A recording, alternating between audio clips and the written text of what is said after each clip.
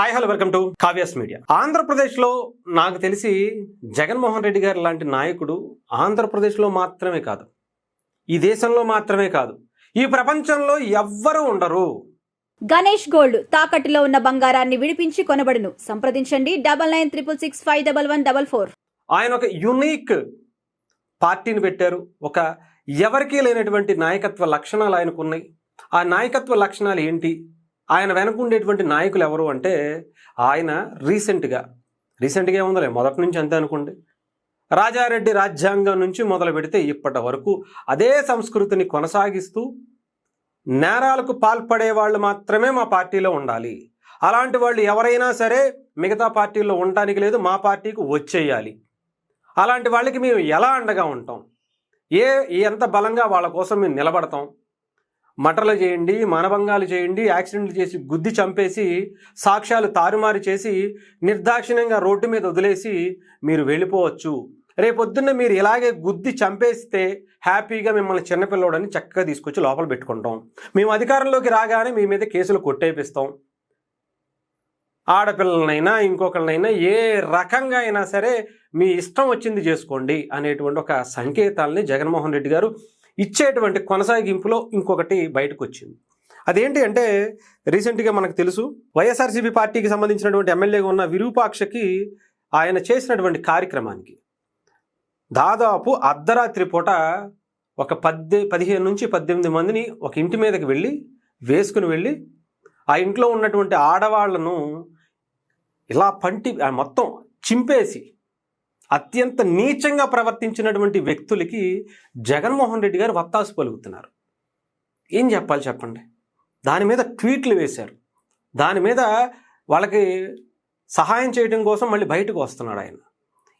ఎంత కర్మండి నిజంగా. అసలు ఏంటండి రాజకీయం. అసలు ఎవరైనా బాధితుల పక్షాన నిలబడేటువంటి నాయకుల్ని చూస్తాం, అదేంటో నేరం చేసిన వాళ్ళ తరపున జగన్మోహన్ రెడ్డి గారు లాంటి నాయకులు మాత్రమే నాకు కనిపిస్తున్నారు. ఈ దేశంలోనే కాదు, ప్రపంచంలో కూడా.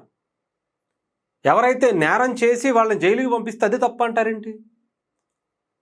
అంటే నేరం చేస్తే చేతులు కట్టుకుని కూర్చోవాలా? వాళ్ళు ఏం చేసినా సరే, మానభంగాలు చేసినా, మర్డర్లు చేసినా, మొన్న ఏదో చెప్పారు కదా జగన్మోహన్ రెడ్డి గారు, ఏది విజయవాడలో ఒక అబ్బాయి 23 ఏళ్లలో 24 కేసులు పెట్టించుకుని రౌడీ షీటర్ ఓపెన్ అయినటువంటి ఒక వ్యక్తి సరదాగా బీరు తాగి ఆ బీరు బాటిల్ పగలగొట్టి సరదాగా గొంతు కూసి చంపేస్తే చిన్నపిల్లోడు వ్యక్తిత్వంతో అతను వదిలేయాలంట. గంజాయి మత్తులో గంజాయి బ్యాచ్ గంజాయి అమ్ముతూ తిరుగుతుంటే ఒక కానిస్టేబుల్ దాన్ని అడ్డగిస్తే ఆ కానిస్టేబుల్నే చంపేయబోయినటువంటి ఆ గంజాయి బ్యాచ్ని పరామర్శించినటువంటి చరిత్ర నాకు తెలిసి ఎవరైనా కానిస్టేబుల్ని పరామర్శిస్తారు, ఏమయ్యా ఏం జరిగిందయ్యా అని చెప్పి అతన్ని పరామర్శించాల్సింది పోయి ఆ పొడి చేసినటువంటి అతని దగ్గరికి వాళ్ళ దగ్గరికి వెళ్ళి వాళ్ళని పరామర్శిస్తున్నారంటే ఏమనాలి? ఇంకొక పక్క ఒక వ్యక్తి, ఆయన పార్టీ నాయకుడు అంట, మాజీ ఎమ్మెల్యే అంట, మాజీ మంత్రి అంట, డాక్టర్ అంట, సిదిరి అప్పలరాజు వాళ్ళ కొడుకు యాక్సిడెంట్ చేసి ఒక అతన్ని చంపేస్తే, నాన్న ఇలా జరిగిందంటే ఇతను అక్కడికి వెళ్ళి అతను ప్రాణాలతో ఉన్నాడని తెలిసి కూడా వదిలేసి వాళ్ళ అబ్బాయిని మాత్రమే ఎక్కించుకుని తీసుకెళ్ళిపోయి హాస్పిటల్లో జాయిన్ చేసుకుని, ఆ అబ్బాయి కాదు వేరే అబ్బాయి ఎవరో యాక్సిడెంట్ చేశాడు అనేటువంటి సాక్ష్యాలు తారుమారు చేసేటువంటి వ్యక్తి దగ్గరికి వెళ్ళి చిన్నపిల్లోడయ్యా వదిలేయాలి అనేటువంటి మాటలు. రేపొద్దున అడేం చేస్తాడు?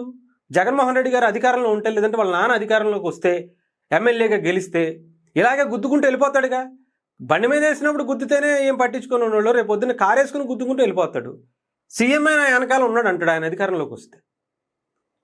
అలా వాళ్ళకి సంస్కృతి నేర్పిస్తున్నటువంటి పరిస్థితి. ఈరోజు ఈ విరూపాక్ష అనేటువంటి వ్యక్తి అర్ధరాత్రి పూట ఒక ఇంటి మీదకి దౌర్జన్యానికి ఒక 15 మందిని వేసుకువెళ్ళి ఆ ఇంట్లో ఒక మహిళని, ఆ అమ్మాయి డ్రెస్సులో ఉంటే డ్రెస్సుని పట్టుకుని మొత్తం లాగేస్తే అతన్ని వెనకేసుకు వస్తున్నారు. నాకు అసలు ఏంటో అర్థం కాలేదు. అసలు ఏంటి సంస్కృతి? నేరస్తులందరూ మీ పార్టీలో ఉండాలి, మీరు కూడా నేరస్తులు కాబట్టి బెయిల్ మీద బయట ఉన్నారు కాబట్టి అంటే ఇంకా ఏంటి, ఇంకా వేరే వాళ్ళు ఎవరు ఉండరా మీ పార్టీలో? ఇలాంటి వాళ్ళందరూ మాత్రమే మీ పార్టీలో ఉంటారా? జనానికి ఏం సంకేతం ఇస్తున్నారు? ఆయన మళ్ళీ ఒక ట్వీట్ దీని మీద రాష్ట్రంలో చంద్రబాబు నాయుడు గారు, నేను మిమ్మల్ని సూటిగా అడుగుతున్నా, ఆలూరు బీసీ ఎమ్మెల్యే విరూపాక్ష ఏమైనా ఉగ్రవాద? ప్రజల చేత ఎన్నుకోబడినటువంటి ఒక ఎమ్మెల్యే ఇంటికి అర్ధరాత్రి 2:45 పోలీసులతో వచ్చి అతన్ని అరెస్ట్ చేయటం ఏంటి అని చెప్పి అతని కుమారుణ్ణి, ఏంటిది అంటే ఉగ్రవాద అయితేనే అరెస్ట్ చేయాలా? ఇలా ఆడవాళ్ళ మీదకే, వాళ్ళ కుటుంబాల మీదకి, వాళ్ళ ఇంటి మీదకి 15 మందిని దాడి చేయడానికి తీసుకెళ్తే చేయకూడదా? అరెస్ట్ చేయకూడదా?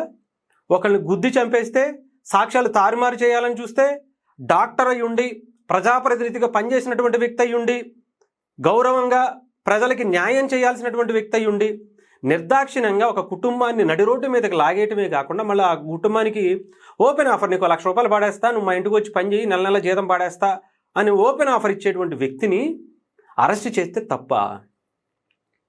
అది భారత రాజ్యాంగం ఇచ్చినటువంటి హక్కు. జగన్మోహన్ రెడ్డి గారికి తెలియదేంటి? ఆయన వెళ్ళి 16 నెలల జైల్లో ఉండొచ్చాడు కదా. ఆ మాత్రం తెలియకపోతే ఎలాగా?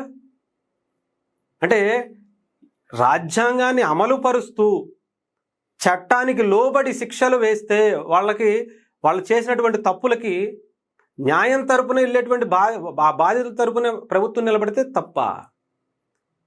ఏంటి అసలు ఏం చేస్తున్నారు జగన్మోహన్ రెడ్డి గారు? మీకు ఏమన్నా అర్థమవుతుందా? ఏంటి అసలు ఈ కార్యక్రమాలు? వరుస పెట్టి మీ నాయకులు చేసేటువంటి అరాచకాలకు మీరు వత్తాసు పలకటం ఏంటి అసలు?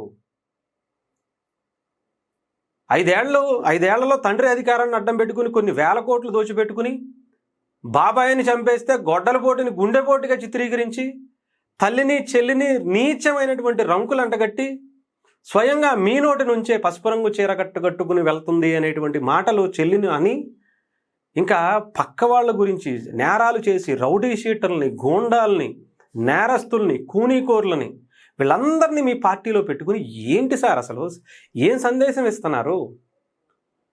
పైగా వాళ్ళ కోసం మీరు బయటకు వచ్చి పరామర్శలు చేయటం ఏంటి సార్ అసలు? ఒక నేరస్తుడికి, ఒక నేరం చేసి లోపల ఉన్నటువంటి వ్యక్తికి వెళ్ళి మీరు అంతమంది మార్బలాన్ని వెళ్ళి అక్కడికి వెళ్ళి మళ్ళీ సీఎం అనిపించుకోవడం, శవం దగ్గరికి వెళ్ళినా సీఎం అని అనిపించుకోవటం ఏంటో నిజంగా చెప్తున్నాను కదా. ఇలాంటి సంస్కృతి సాంప్రదాయాలు భారతదేశంలోనే కాదు, నాకు తెలిసి ప్రపంచంలో లేడు జగన్మోహన్ రెడ్డి గారు లాంటి వ్యక్తి. నాకు తెలిసి ఇంకా ఉండకూడదు కూడా, ఇంకెక్కడ ఇలాంటి వ్యక్తులు పుట్టకూడదు కూడా.